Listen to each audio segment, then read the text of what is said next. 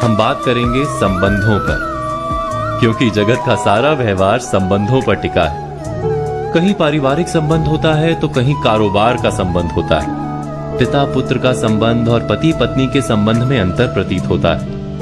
मित्रों के संबंध में और कारोबार के संबंध में भेद दिखाई देता है, और फिर भी सभी संबंधों में एक समानता है।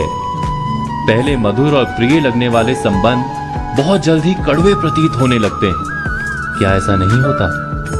क्या हमारे अधिकतर संबंध बोझ नहीं बन जाते जीवन में? पर ऐसा होता क्यों है? संबंध वास्तव में क्या है? कुछ संबंध का आधार प्रेम पर होता है तो अन्य संबंध का आधार लाभ पर। फिर भी सारे संबंध अंत में टूटने क्यों लगते हैं? एक व्यक्ति जब दूसरे से बंध जाता है तो उसे बंधन कहते हैं, किंतु दो व्यक्ति जब एक दूसरे से बंधे होते हैं तो उसे संबंध कहते हैं। सम अर्थात समान, और बंध अर्थात बंधन। घोड़े और उसके सवार के बीच संबंध नहीं, वहां केवल घोड़ा बंधन में है, सवार मुक्त है। संबंध में दो व्यक्ति एक ही प्रकार से बंधे होते हैं, अर्थात प्रत्येक संबंध में दोनों व्यक्ति कुछ प्राप्त करते हैं। पिता यदि पुत्र को परवरिश देता है तो पुत्र भी पिता को प्रेम और गर्व देता है। बड़े होकर वही पुत्र यदि पिता को संभालता है तो बदले में वृद्ध पिता मार्गदर्शन देता है। ऐसा ही प्रत्येक संबंध में होता है ना। आदान यानी प्राप्त करना और प्रदान यानी देना।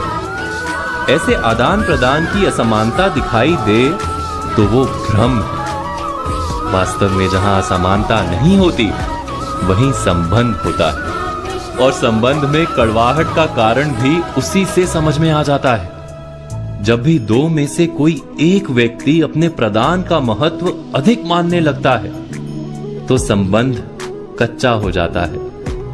अपने सारे संबंधों को देखिए और परखिए। यदि कड़वाहट है तो अवश्य आप पाएंगे कि आपका अपना अहंकार बढ़ गया है। जब भी संबंध में किसी एक का अहंकार बढ़ जाता है तो वो संबंध दूसरे के लिए बोझ बन जाता है। जैसे प्रेम के लिए मांग विष है, ठीक वैसे ही अहंकार किसी भी संबंध के लिए जहर है। आशा करता हूं कि हमारा ये विषय आपके जीवन में कुछ अर्थ